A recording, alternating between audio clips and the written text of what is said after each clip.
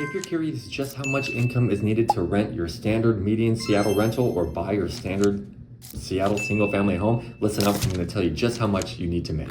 So starting with renting, in April of 2025, the median income needed to rent that median Seattle rental was roughly $91,000 a year. This is based off the median rent of $2,271. Now, this is assuming that no one is applying more than 30% of their income towards their housing expense, which I know is not necessarily realistic, but that's been the historic figure that they use in these calculations, and thus we're gonna continue to use that. Now, this required income is about 23% higher than what it was 5 years ago and $10,000 more than the national average needed to afford typical rent. And if you think Seattle is expensive, and it is, we only hit number 11 on the top US metros for the highest income needed for rent. Obviously, there's places that are far more expensive than that, like New York, San Jose, San Francisco. So in a weird way, I thought it would be kind of higher up the list, so I'm encouraged that we're a little bit down. Now, if you're looking at potentially buying a home,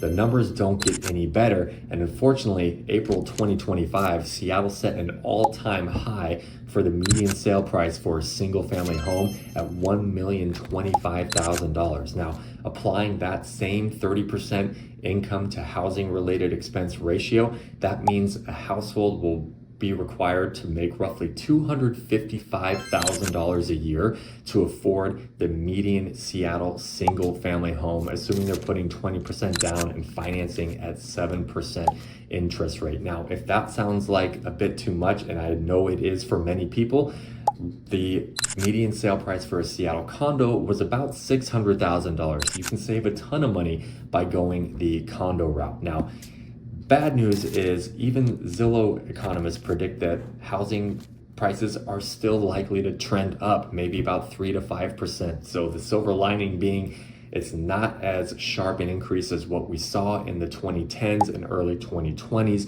but because we're so strapped for inventory and we have so much demand, especially among the single family segment, they do, and I agree as well, expect that value only continually increase from there. So what do you guys think? Do you think that's way too much money to afford the median single family home? I do as well, but let me hear your thoughts.